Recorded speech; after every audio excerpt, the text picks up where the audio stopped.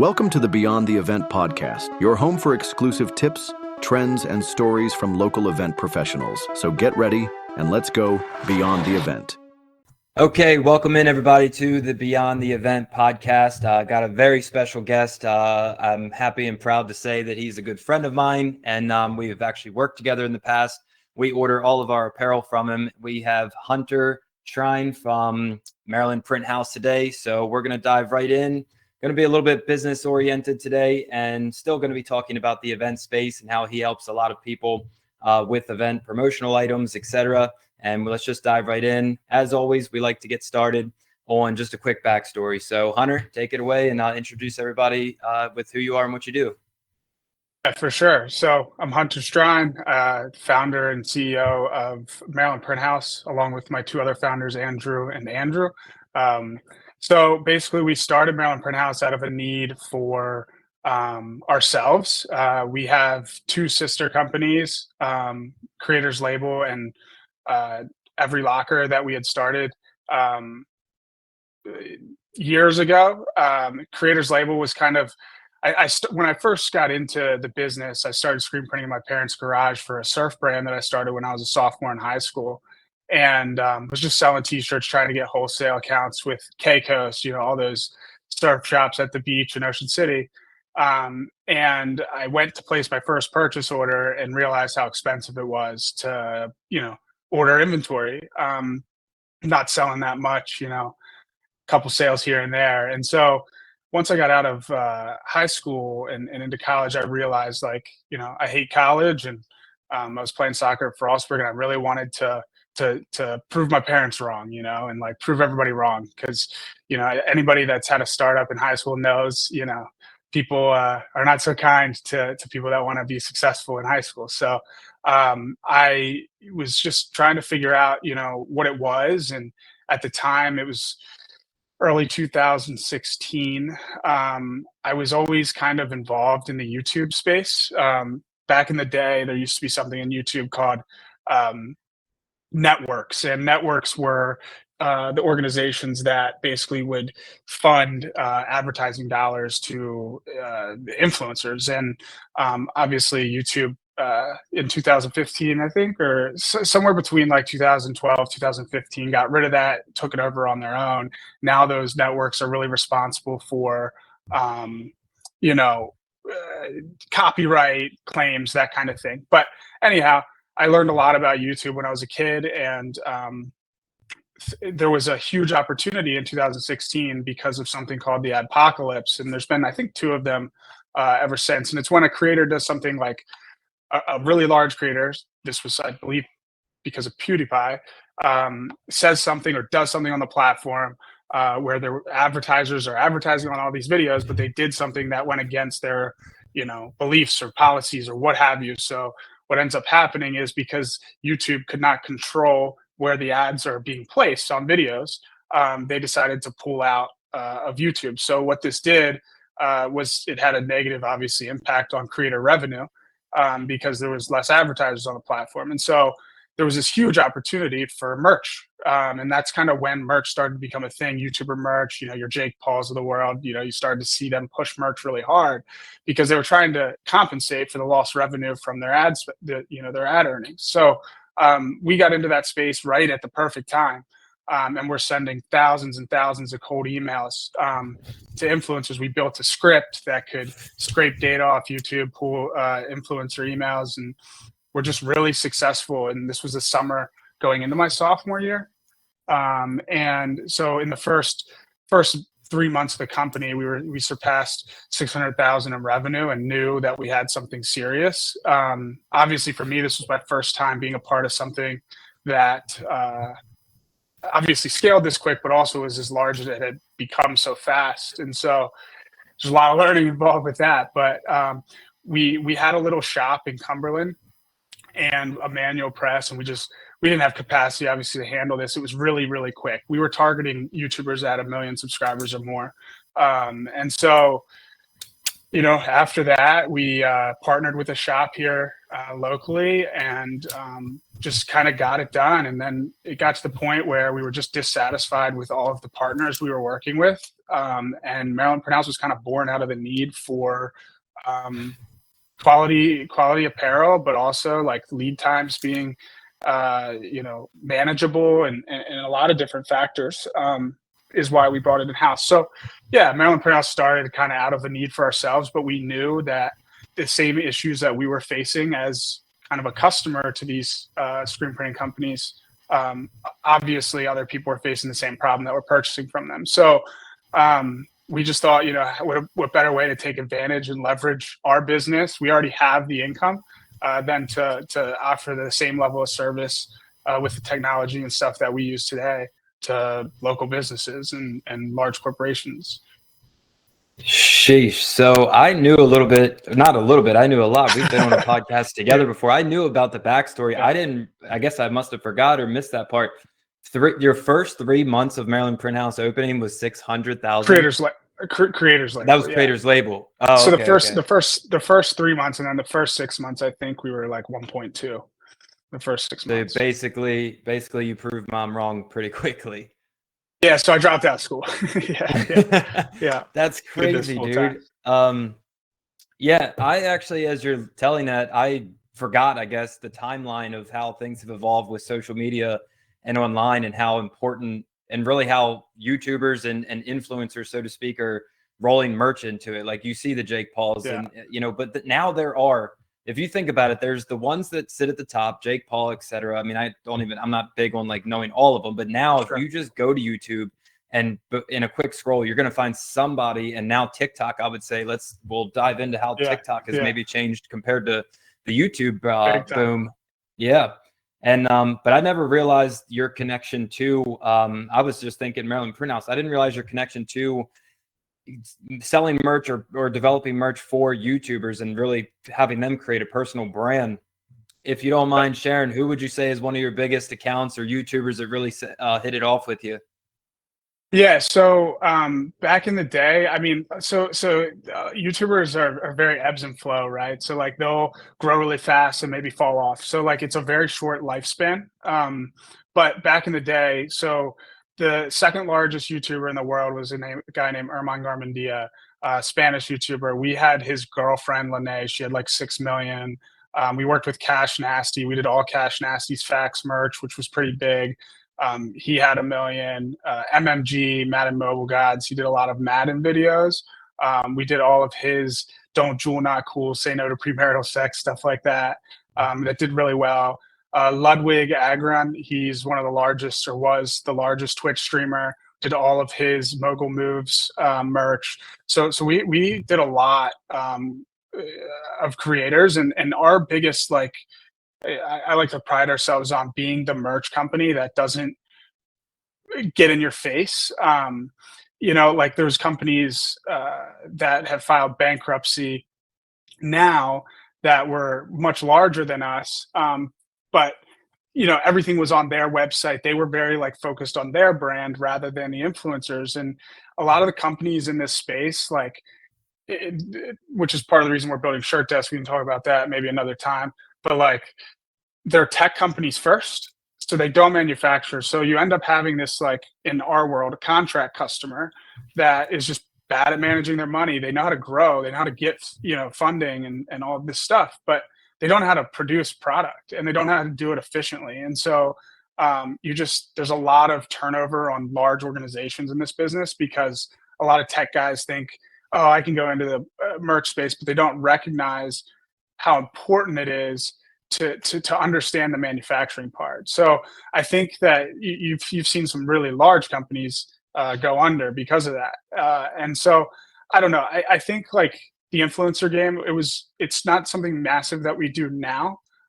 We only have retained like one client throughout. Again, they fall off, or it's gotten a lot more political in that space over the years, with managers and agents becoming a thing. Back then, it was like you're emailing the guy that's making the videos, or maybe they have a manager. But like now, it's like all of these talent agencies in LA or Chicago, wherever they are, like just have inside deals with like huge corporations. So it's a lot harder to like talk to the person that makes the decision ultimately, or even influencers give up their rights to make those decisions. So it's just, gotten tough. The largest one we work with today is Kenneth Kirkland or the Neff guys.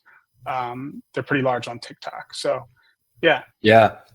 Mentioning TikTok, has that changed anything, I guess, with the creator label side of things? Has TikTok evolved how you do things, or is it just a new birth of technology that has really either positively or negatively impacted you with the competition in the Yeah, space? no, I think it's all good. I mean, I think what we've noticed since 2016, and I think in 10 years we've seen it dramatically, is like the attention span of humans is just so much lower, and so Hmm. like those shortcut videos are just so much more successful.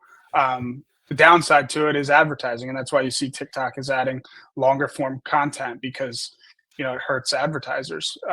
But I mean, at the end of the day, I think TikTok's good. I think it does good stuff for us, and it's overall good for creators. I just think it's just different. It's a lot harder to sell a Yeah. product on TikTok than it is to sell.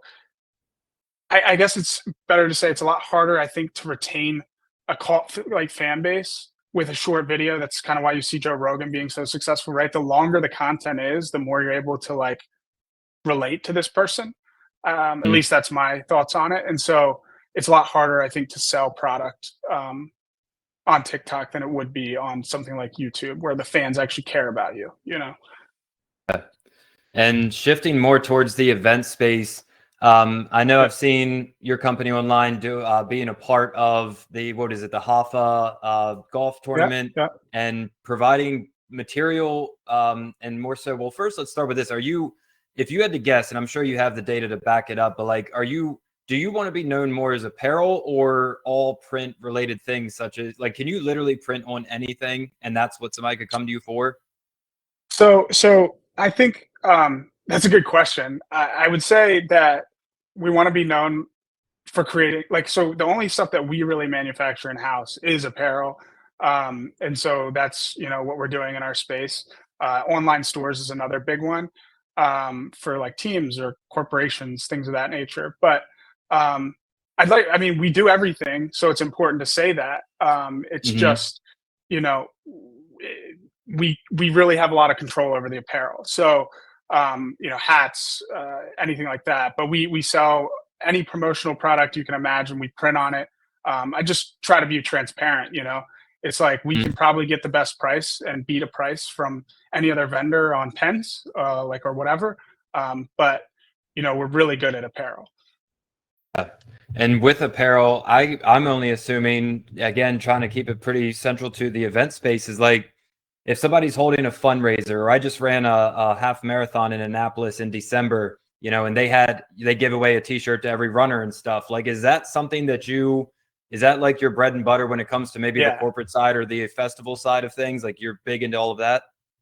100%. Yeah, I mean, volume is the name of our game. So the more Yeah. volume we can get, the better. Just because these machines move quick and they got to move all day long. So yeah, I mean, apparel, stuff like that is exactly what we want. Now, when it comes to maybe a big size event like that, what about maybe printed stuff? Like, there's a ton of posters and pamphlets and Yep. flyers and signs and stuff like that. You could do all that too. Yeah, so typically what we do is we try to target like obviously, our team will sell whatever to anybody. But we try to look at like what is the opportunity here. Can we do the apparel and can we do everything else? It's not like let's look at like what else they are doing and then focus on the apparel. It's like, is there an opportunity for apparel here or large promotional product spend? Then we want them. It's so, but like I said, it will sell anything. It's just a matter of can we curate a package that makes sense? We want to make it a one-stop shop for you. That's always been our goal. So yeah, I mean, if you have an event coming up and you need all these needs, we can probably supply them, and that's what we try to do in most cases.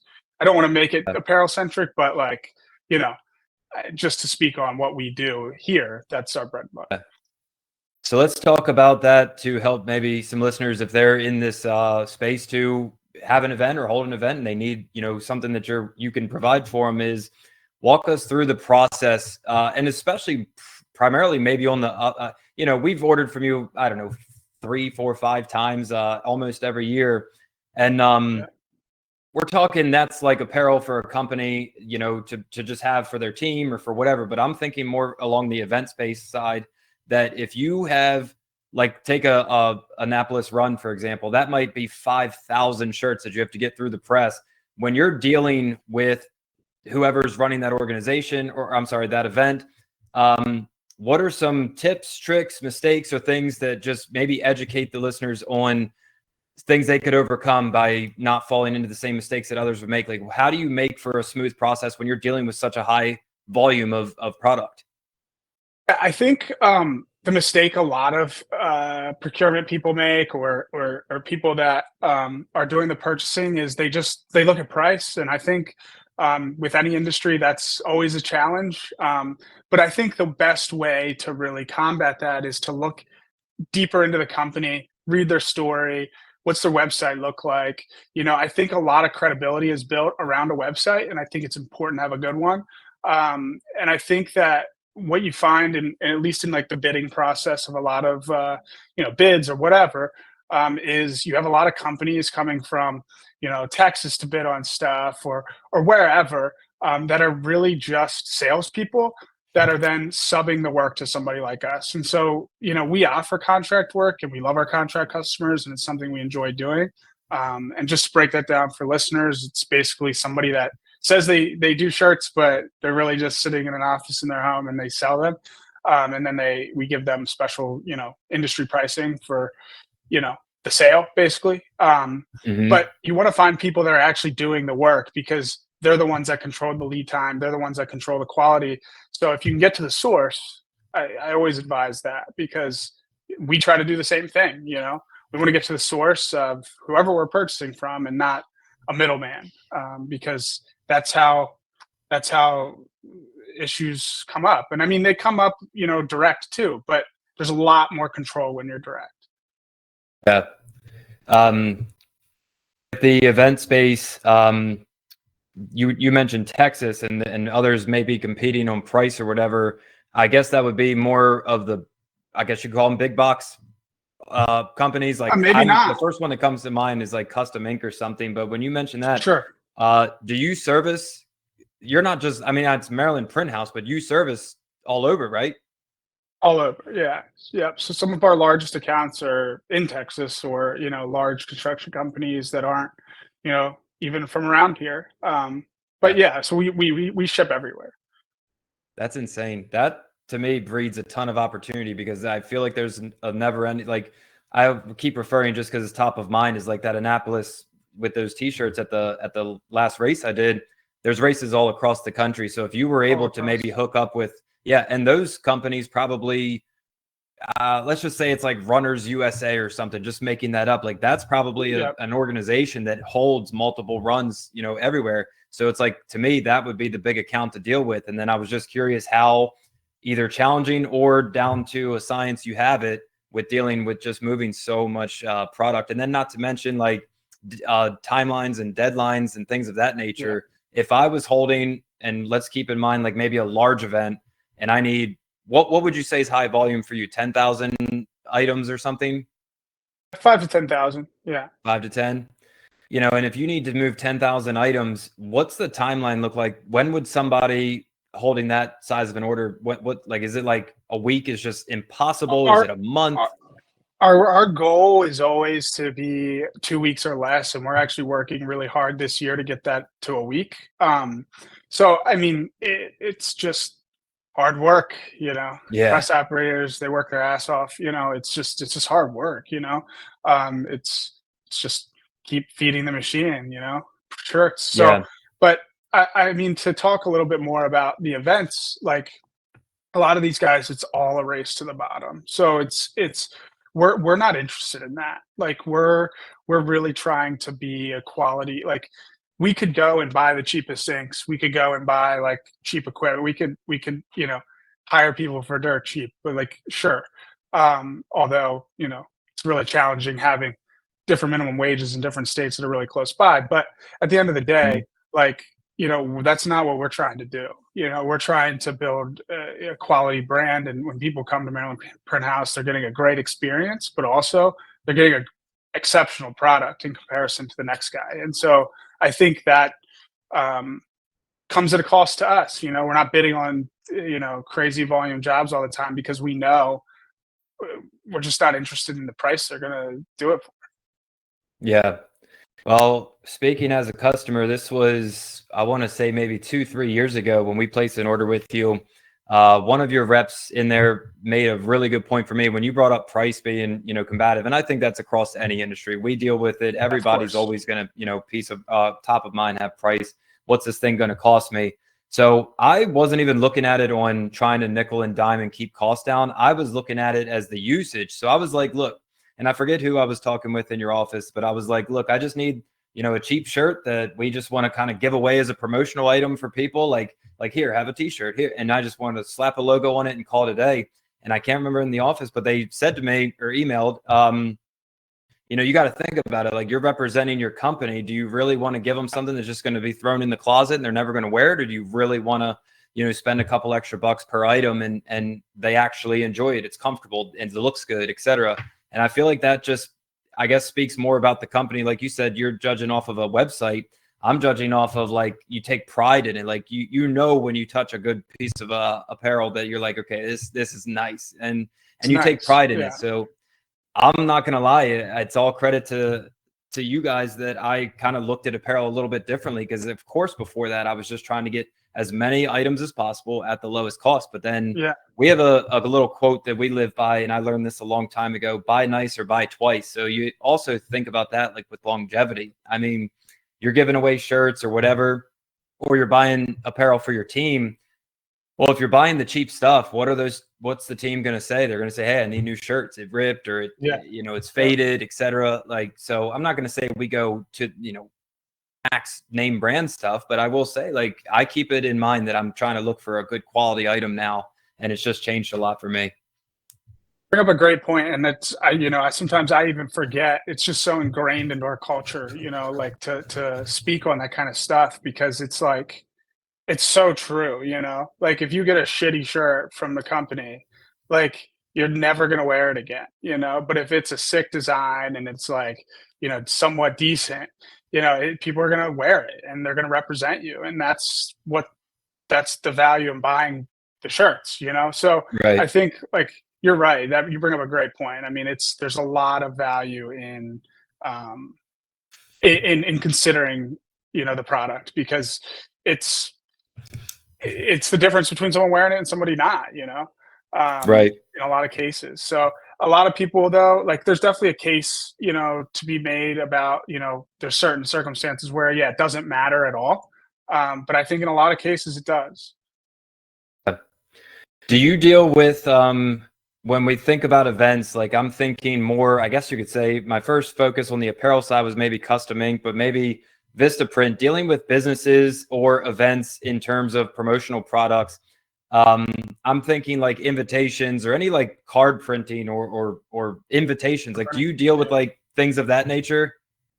We do. It's something we try to teach our customers. If there's better solutions than us, paper Right. printing is just not something that has a lot of margin, so Right. it's better to go direct. And, like, the average order value is super low. So it's not that we stay away from it. If the volume's there, we'll do it. But a lot of times, it's just so much easier because there's a lot of, like, I want it to look like this, or you can go and design that, like, on those websites and probably get it for close to the same price we're going to sell it to you for. And we always advise to do that.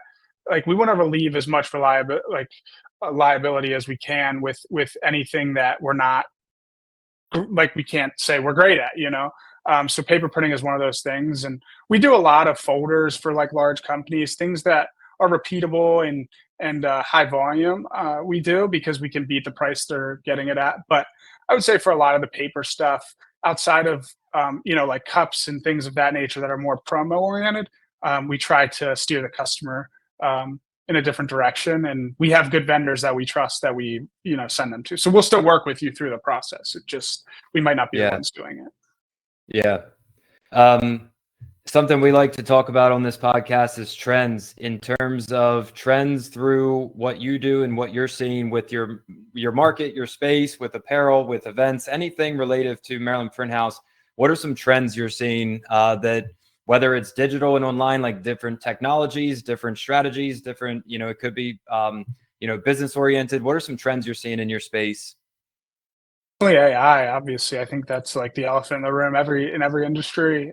We talked about it a little bit before, but yeah, I mean, it's just so instrumental to our business now. And I think anybody that's not integrating it into their business is going to fall behind. I think it's kind of similar to, the .com boom in a sense. Like it literally makes your workload 50% of what it was if you just leverage it the right way.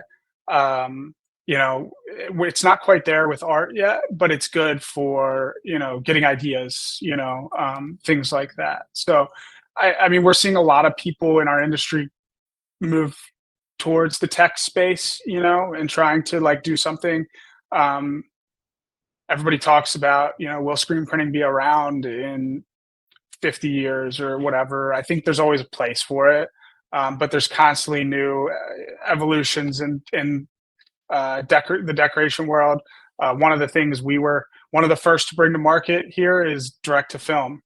We were probably one of, if not the first, supplier of DTF, which really, really helps with low volume one-off runs to overtake something called direct to garment. And, it's going to phase that probably process out completely. So there's a lot of changes happening in our space. We're seeing a lot of people getting rolled up. There's a lot of stuff going on, but I think for the most part, the biggest one is definitely AI. Well, yeah, I was trying to design a logo for this podcast, and I already landed on, I just wanted something simple to get it rolling. And then I got curious after I made the logo, and I typed it into Chat GPT, and I showed my sales rep, Rachel. I was like, look at this shit. This is better than what I put together. And I literally just said, make me a logo for Beyond the Event podcast. And it just hold up. And it was better than mine. That's I'm crazy. like, the capabilities. And then we were talking earlier about, you're trying to personalize it into your business and kind of make your own in-house essentially, because it can learn. Like that's the thing, that we're at the early stages of it. I mean, it's been out, but it's like, the power behind it and the capabilities behind it is just getting started, because once you touch on that personalized aspect, you're not going to know who you're talking to in a couple of years, whether it's a human or a robot. The robots, I mean, that too is going to be huge. I think in the next year or two, we're going to see robots on the floor of production plants, and it's going to change the world, and it is changing the world slowly. So it's going to be something we have to leverage. Yeah. For sure. I know you mentioned this earlier and you wanted to touch base on it. Let's hit real quick. What is Shirt Desk? So Shirt Desk, speaking of AI, is going to be. So we started the project 3 years ago, the development of it. You might remember the early stages, maybe, but we're still in development. We actually have our MVP on Shopify ready to go. But the idea is, and this exists already, so there's going to be some things that are proprietary that we're working on I can't share. But the idea is, at first, it's going to just be a POD platform that plugs into your current website. You can sell merch. You don't have to carry inventory. You mark it up. You like, we produce and ship and fulfill for you. You just get a base cost. You can load it on your site, whether you want to sell to your customers, your employees, whatever. You just have to have a Shopify account, Etsy account, whatever. Then phase 2 is we're building Shirt Desk stores. And so Shirt Desk stores is going to allow you to roll up your own store, not having to integrate into a website. And phase 3 is where the proprietary info comes in.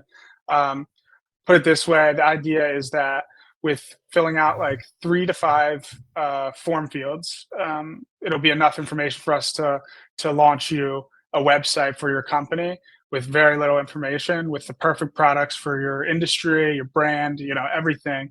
And completely build a website for you with very limited information. So like that's that's the long-term vision of it. And whatever it turns into from there it turns into. But yeah, no, it's gonna be great. Just very That sounds expensive, very time consuming. it sounds disruptive though, and it sounds like it's game changing.